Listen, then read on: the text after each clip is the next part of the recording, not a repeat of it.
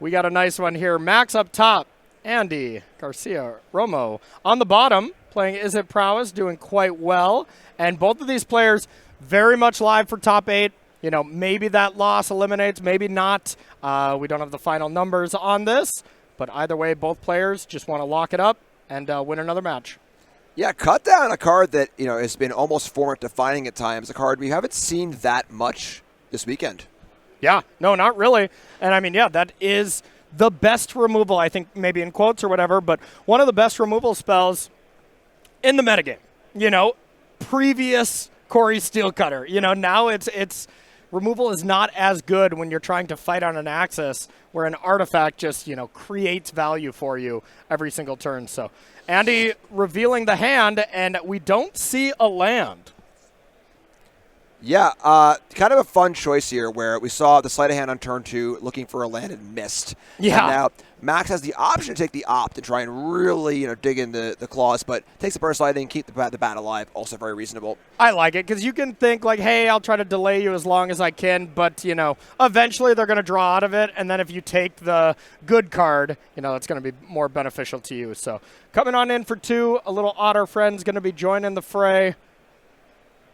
Yeah, drawing land this turn almost the entire game. Yeah. You know, if Andy missed on that turn as well, we'd have been. I was like, not again. Another Izzet player missing the land drop and another non-game. We just had a rough last round for that. We need some good games of Magic here. Name a more classic duo than a, you know, cantrip heavy deck cheating on lands and just not ups. I had sleight of hand and opt and didn't draw land. Well, yeah, that can happen. Hey, yeah. I mean, that's what complaint equity at dinner is all about, you know? That's when your friends are telling the story, be like, well, let me tell you something. You ever looked at 7 cards in a row without a land? And they're all like, yes. And we're like, all right. Yeah, Dan last night in the hotel room was, you know, cast stock up in my elimination match and needed any spell to win. Hit 5 lands. Oh. Yeah. Oh. Yeah, sometimes it's not your day. Yep. Sometimes it's not your day. Even a great player like Dan Jessup, for sure. So here's a Preacher coming down, and that is a phenomenal play into this board. And let's see what kind of answers Andy has. You know, that's the thing about Preacher just in general right now. There's not great answers that are commonly being played from the Izzet deck. So just a great card, and it's a main reason why we see an uptick on these Preacher numbers. Yeah, like you can combo it with, you know, multiple burn spells, not very good. You can Monster Race Rage into it, which is also not very good. Death Touch guarantees the kill. Yeah. And you can bounce it, but it's only a 3-mana creature. And that if you're not pretty ahead at that point, yeah, if you're just down a card, you know, it's pretty rough. Yep, totally agree. We see that opt. I actually love that opt. I believe that's the Yargle opt. They're pretty sweet. I have seen those. Those are pretty cool. Yeah. Gets an opt, finds land number 3, and Andy's pretty much all ready to go here, but ready to go in the sense of having to pass as these 2-power creatures. Not going to do much in the face of a Preacher. Yeah, and it's kind of funny because, like, this deck is very, very similar to what Dimir Midrange looked like when Max top 8 at Worlds, you know, a few months ago, you know. And it's so fun, the cyclical nature of formats where it fell off, and now it's back almost entirely as it was, you know, for the most part. Yeah. Just, you know, because the metagame's changed, things have shifted, and now it's good again. Yeah, everything just kind of cycles. You know, when it comes to Standard, whenever you have a really healthy Standard format, you see those metagame shifts kind of pronounced. It's cool to see, too, is like master of a deck, you know, like yep. It's such a good feeling when the deck you've played a lot that had fallen off comes back into vogue, and you're just like, oh, yeah.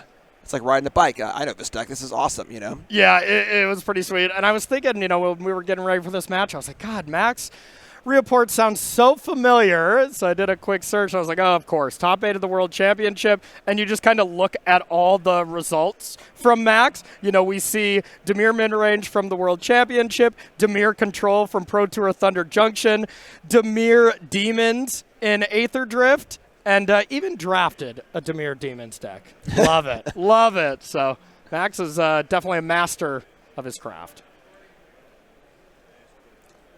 So Burst Lightning frees the bat up to get the Burst Lightning back to hand, but did its job, honestly. You know, Deep Cavern Bat's not meant to be a long-term solution. It's meant to be a kind of, hey, deal with this, you know? Yeah. Chips in for a few points, you know, gets 3 points damaging, gets 3 points of life, forces a removal spell at maybe an inopportune time, and then right back to it. You know, cut down, Preacher, Flood Pitch Rounder, And Max is sitting super pretty at 18 life here. Yeah, absolutely. And we'll see what we can do here. But, yeah, these kind of draws from Izzet where you're not doing the Corey Steelcutter type things, that's when Drowner and stuff is still looking amazing. That's when Kaido looks perfectly fine, versus if Andy just goes turn 2 Corey Steelcutter and then plays 2 spells every single turn. These games look a lot different, and cards like Kaido, you're going to side out immediately. That still may and probably will happen, but yeah, the texture of the game changes a lot because these Dimir decks are great at killing creatures. They always have been, but not when you're cranking out creatures kind of for free. Yeah, the engine, very, very important here. Yeah. Second Swift Spear post board, passing the turn. And Max just in a commanding position right now. Hasn't hit land 4, but that's really the only thing holding him back. And if you're not hitting land 4 in a situation like this, your hand's all gas. Yeah, and most of the cards are cheap. There are some big fours of the deck: Enduring Curiosity, Shieldred. You got a Gix's Command in there also, but there aren't enough of them where, I guess Max's hand could, in theory, be all of the cards I just said. Yeah. But not likely, I would assume. Or Kaido, that's a 4-drop. Sure. I was expecting more, pushback from you on that one, but whatever. I'll admit. You are technically correct. The best kind of correct. The best kind of correct. So, all right, Preacher gets in there, loses the life, draws a card. Nothing like being in a spot where you're losing life and drawing cards against prowess. Yes. It means you're pretty comfortable. Yep, you're doing quite well.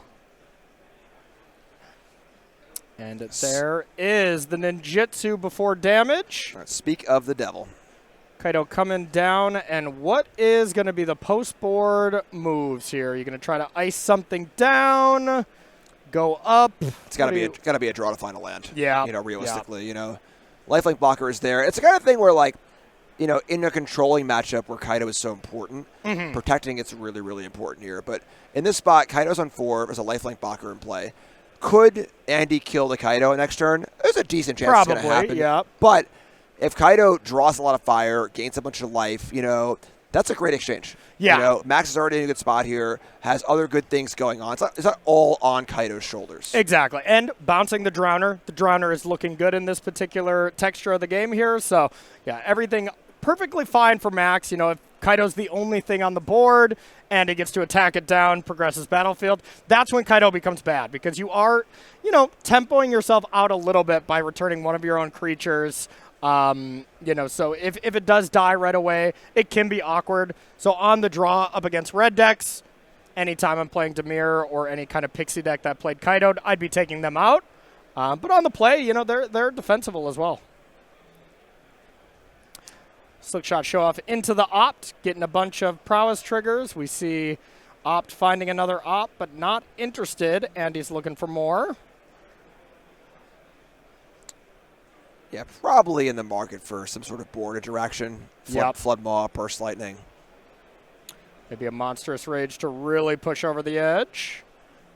Yeah, we've seen 2 cutdowns from Max. There are 2 more in the deck list, but the kind of card that's very interesting against the prowess creatures where they size up naturally when spells are cast. Yeah. And you can fizzle a cutdown where, if cutdown is cast on a 2/3 Swift Spear, you see a spell in response making it a 3/4. No cuts are being cut. Yeah. So there's a lot of tension there with cut down. Do you want to just main phase it? Are you willing to wait till your opponent's turn? Are you willing to try and give them the window and try and catch them in the middle of a prowess chain? So a lot of options there. But that's the only real point of action Max has here. Oh, there is also Spell Pierce too. So you could see a Pierce on a Monstrous Rage, but. And anytime you get got in one of those cut down scenarios from prowess, the game's usually over. It's usually a last ditch effort. And even here, a cut down looks bad. A cut down would have looked bad with the Opt on the stack. You think, oh, maybe I can kill the Slickshot show off now. If they only have 1 spell, it's only going to be 5 total, and you can still deal with it. What if it's Monstrous Rage? Right. Rage is, the hard counter to cut down, where any cast Rage will counter a cut down. Yeah. So a lot of back and forth here. Lifelinker coming in to block the Swift Spear. Monstrous Rage coming down. Now, this is the window. Cutdown is available, but I think Andy recognizing it's probably not there. And we're not exactly sure where these are attacking, but I can imagine in some regard, Kaido's going to the yard, and maybe Max is taking a couple points here. Yeah, I think Spell Pierce felt more likely than Cutdown there. Yeah. But either way, Max is still in a pretty good spot, and Kaido's doing the job. Just Yep. draw cards, soak some damage up, distract, because Max's late game is better than Andy's late game. Yep, absolutely. Now we'll see how much damage went to the face. All of it? Ooh. Hey, that's a great way to get Kaido off the battlefield as well. Remove your opponent. That's right. Yeah. Pick up your cards, and Yeah. unfortunately, Kaido is one of those cards. Hey, I mean, Kaido, of course, it's not the most threatening thing right now, but when you don't kill Kaido, your slick shot's locked down. That's almost assuredly a fact. Okay, one of the creatures is locked down. Looks like slick shot is going to die. Yeah, so it could be tapped by Drowner. Also, there is some element of, valuing the trample, where slick shot can be blocked by, a Spyglass Siren or a Deep Cavern Bat or something like that. So the trample is the part that really makes these red decks scary. Yeah. Trample on the monster roll, but also on Corey Steelcutter. Yeah. That thing giving trample, very, very relevant, where these prowess threats get really, really big. If you can chump them, though, it's not so bad. Very fair. We do know about the one face-up card from our recent World Championship top 8 competitor, Max. We have that Drowner. So Drowner is able to come down and, tempo out the slick shot show-off. Drowner's one of my favorite cards, by the way. I love playing with that one. I remember first reading it and just being like, wow, this is a hell of a draft card. Yeah. It's, obviously a card like this looks like a draft card, so you first look at it in that context. Mm-hmm. But it's like, wow, this card does everything, to the point where it ends up being good enough to construct it. Very true. Bouncing that one with Kaido. People love that one, that's for sure. So a really, really nice card here from Dustmorn.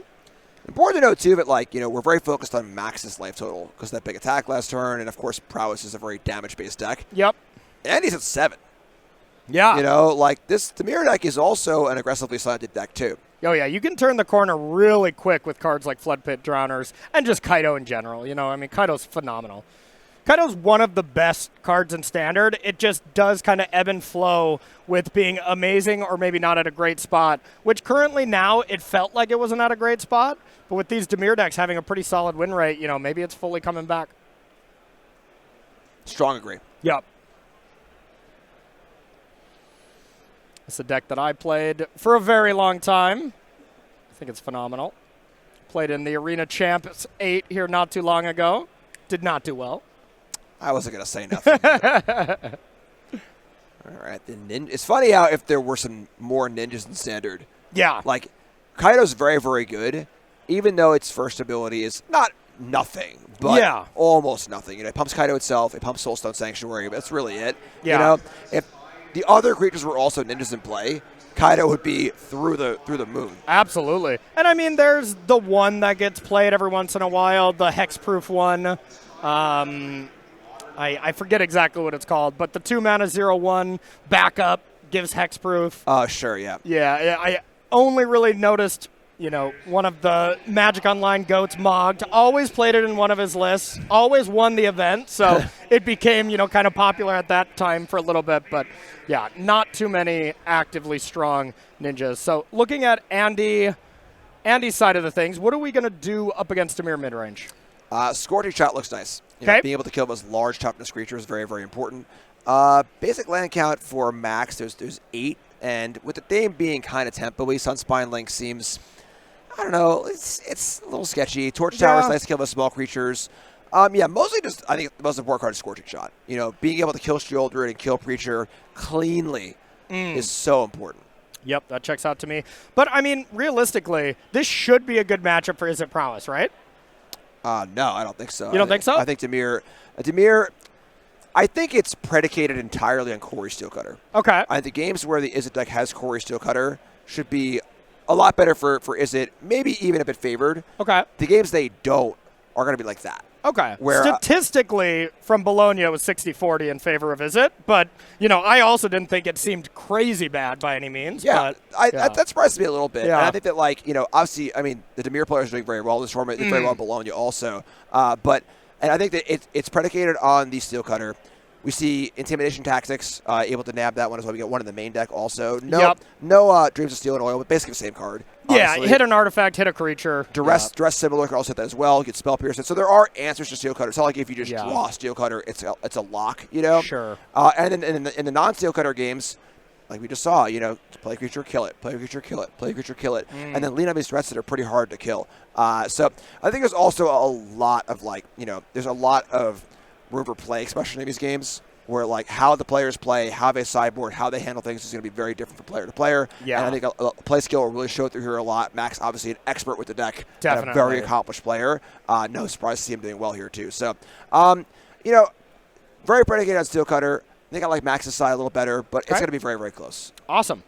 Yeah, I like Scorching Shock quite a bit as well for the Preachers. You got to keep those in, even if you're on the draw, so having a clean answer to that. Do you think Max in any way sees that as a 2-of and is like, okay, I'm going to take out Preachers, I'm going to take out Shield Druids? No. Yeah, you just can't, right? We're overloading here. Yeah. I want more Shield Druid, and then the discard spells, the bats, whatever can help push the way through.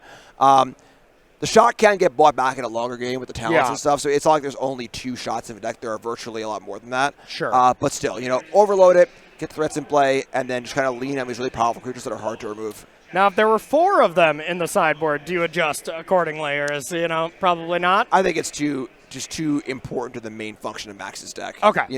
That's what we're here for. I think that you're playing Dimir right now because Preacher and Shoulder and larger threats are so good. Yeah. Okay. I'm still in. Checks out to me. And if y'all want to be up to date on any of the future things that are coming down the line here from StarCityGames.com, Jim, where do we go? Listen, if you're a Magic player, you want a few things. Yeah. You want to buy Magic cards at a good price. True. And you want to go to fun events. Very true. You want to know when they're happening too, right? Yeah, I think that helps. Sign up. Put your email in. I get the newsletter. I've been getting it for many, many, many years. Always knowing what events are coming up. And, we get Hartford. We got great sales. It's all there.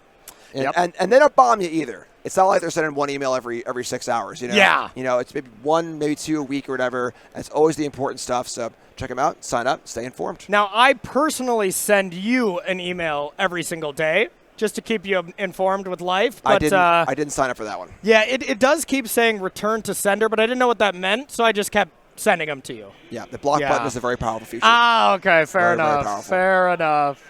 All right, players getting ready to go here. Andy, Garcia, Romo going to be on the play here. Both players at 9-2. We are in round number 12 here. We got a couple more before the top 8, 3 more to be exact. And, we get that next round is kind of a win and in for a lot of the very top echelon of the players. Some people can kind of double draw. So, I would imagine our top 8 starts to take shape either at the end of this round or next round as our first or second player ready to be locked in already. Yeah, top 8's fun too because you have the players who lock it up early. Yep. And then you have the players who are strapping it out to the literal last round. Yes. And then maybe even holding on for dear life with tiebreakers. So It's always fun to see both stages. We're going to see people locking it up now and then the scrapping later, which I'm very excited about. Absolutely. And, this could very well be that match. These players are that high enough in the standings where you hit that 10th win. This might be a PTQ finals right now for one of the players because Max is already qualified.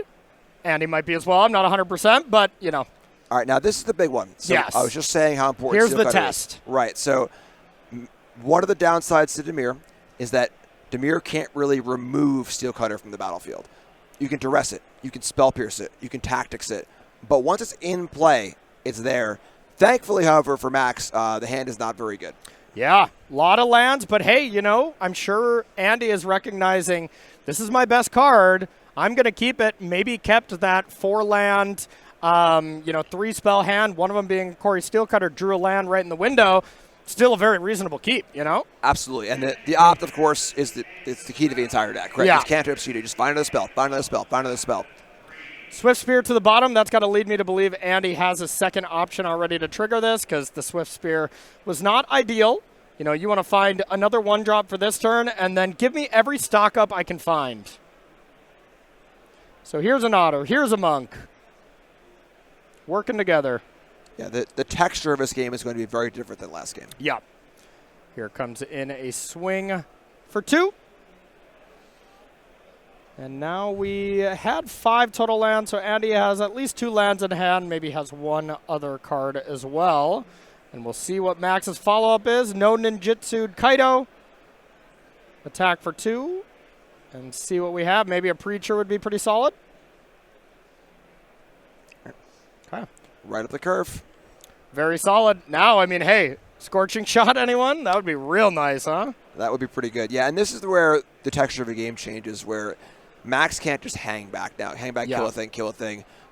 Cutter demands that, hey, Andy is never going to run into threats. Yeah. They're just going to keep coming and keep coming. It's the way the deck is built. So a little more pressure on Max to be aggressive, but this 1-2-3 curve is perfect for that. Yeah, the Dimir mid-range deck is exactly that. It's a mid-range deck. It wants the duality of being able to play aggressive or, be able to play defensive. When you're forced into one of those lanes, the deck gets slightly less exciting. But it, of course, has that versatility. Here's a mountain and no attacks. The Preacher just shut down an entire battlefield here. I would not be surprised if this was a common occurrence for Max across this entire board. Has played Preacher, untapped with it, and has not gotten hit with monks and stuff like that. And even attacking with it, too. Yeah. Huge show of strength for Max. Yeah, getting busy. Draws a card, says go with land number 4. Could have something like Enduring Curiosity, maybe a couple removal spells. Could really have anything, but Max did act pretty quickly there, said go. And we'll see. That, of course, can mean a lot of different things.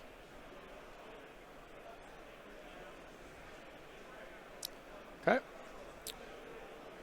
Curiosity on what looks on Max's own end step still, right? Or is this with damage to draw a bunch of cards? Okay. Yeah, all right. Still in combat. We need a little arena like phase indicators. Yes. Yes.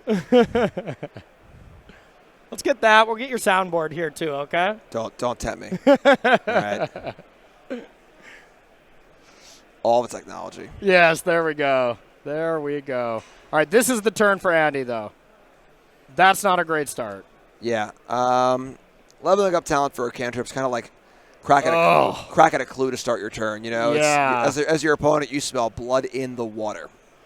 Yeah, the amount of Storm Chaser's talents, level 2s being that, impactful at this event has plummeted. The Esper Pixie kind of loops that have been so dominant here of Standards past here for the last couple weeks.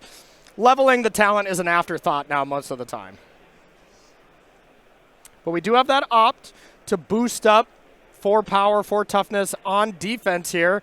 Max says, I do not care. Here they come. The classic Leroy. Yes. Now you're just thinking about all your sounds. I wasn't going to say nothing. I had to. It took great personal cost for me to not scream Leroy there. Yes, so, good call. Just so you know. Yeah. I'm pretty sure that's trademarked, so we can't do it. Mostly me not wanting to get fired. Fair enough.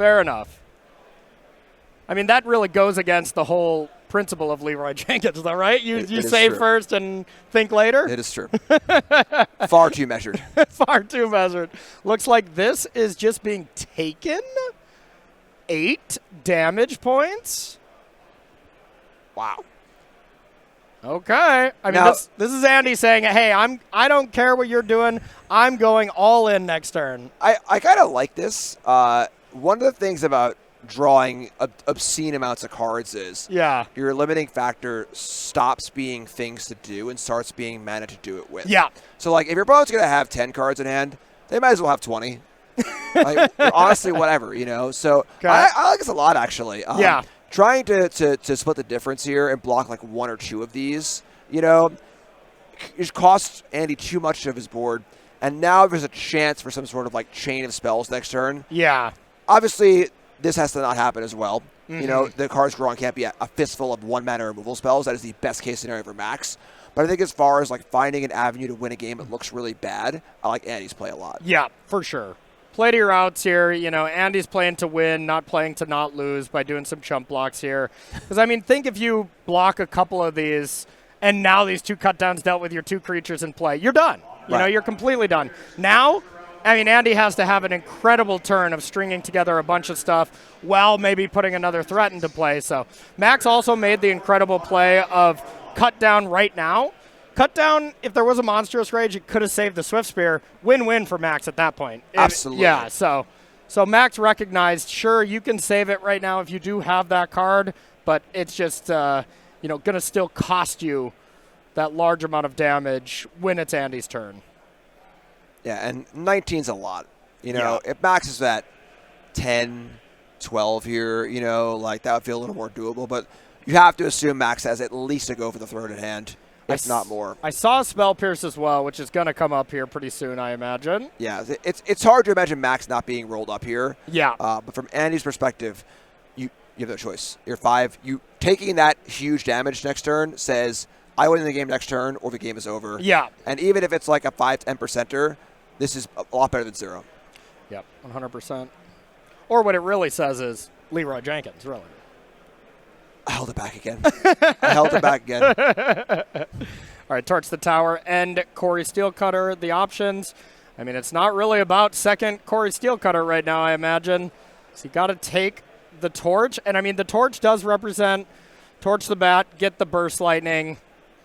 You got a bunch of spells on the stack, but, yeah, I still cannot imagine this is going to work favorably with Andy taking up the game right now. It's tough, too, when you're in these spots where, like, you know you're, like, 90% plus to lose. Yeah. But you need to find the best possible line among that 10% and make sure it's 10% and not 8 or 6 or 4. You know, and these spots define really good Magic players. You know, Reed Duke comes to mind. Yeah, that's exactly what I was going to say, too. Like, Reed is so good at, from both sides, never getting less than 10% on the side when you're down. Yeah. And never losing more than 90% on the other side, too. Yeah. Whereas some players might, maybe it's 88%, where most of the time you would never notice. Yeah. You know, and every once in a while, I lost this crazy game, you know, kind of thing. But Reed never loses those games, and then he wins the games he wins a good chunk of them, yeah. Yeah. Yeah, you know, he is one of the players, that was going to be my example as well. He's one of those players that slowed down during those really big moments where you're like, I mean, he has a commanding position, you know, and it's like most players are like, just do this, he's dead. Well, like, he's doing exactly that. He's covering all the angles and making sure he's not going to lose to some shenanigans. Here's an attack for a trivial amount. Yeah, again, 19 just so much. Yeah, looks like 4 damage coming in for this particular monk. So we're going to need a lot of mutagenic growths to be able to have a chance here. And ancestral recalls. And recalls, yeah. I mean, we might need some rituals as well. We're running out of mana here. Yeah. Okay, but hey, maybe trying to play a little defense here and survive another turn is what this is kind of saying to me. Yeah, Torch is a very clean answer for Curiosity. Yeah. You know, 1 for 4 mana is a great exchange. Unfortunately, Curiosity has drawn about 19 cards already. Oh, yeah. Yeah. Torch the towers. Scries to the bottom. It's important to note that even though Andy's at 5 and there's only 4 power in play for Max, that map is sitting there too. You know, yep. And that map is about 65-ish% or whatever to be a plus encounter and end the game on the spot. Aside from the fact that Max has a full hand of spells, Max discarded like 3 or 4 cards to hand size last turn. Yep. After casting 2 cutdowns. So it does look like Andy's going to try to do the double spell on your opponent's turn, be able to create a blocker here. We know we saw the torch that already got cast. We don't know a lot about Andy's hands outside of that. And whenever you want to lay the hammer down, Shield with the Apocalypse is usually the good start. That's the extra points needed as well as a blocker and some life gain. Into the Flood Maw to send the bat back to hand. Spell 1, spell 2. Trigger Corey Steelcutter. Spell Pierce was still available for Max, so this is an option if he even cares. Also, there should be a trigger of Preacher on the stack to draw a card and gain a life. It's now the flip since you have Shieldred. That's the end result of it. And the problem with this is that, like, even recasting Bat is just good. Yeah. Puts a blocker in play and gets the last spell. Awesome. And this puts Andy down to, not dead, which is down to 3 because Shieldred will deal 1 more point. And that Shivan Reef can tap for colorless now. That's it. And Andy might have 1 more turn to try to close this out. It's going to have to begin with into the Flood Maw more than likely, something to get this big body off the battlefield in the form of Shieldred. But we do have a chance here from Andy's side. Very curious to see if his bat comes down or not. Yeah, because we know about the Spell Pierce, but Spell Pierce looks quite bad unless we go stock up, try to do things there. Doesn't go for the bat. I mean, that would lead me to believe that Max has more than just the Spell Pierce, right? Okay. Yeah, for sure. And that is the game. Our reigning top 8 competitor from our last World Championship, Max Rappaport, goes to 10-2 in a very clean, decisive win over the deck of the tournament. Is it prowess?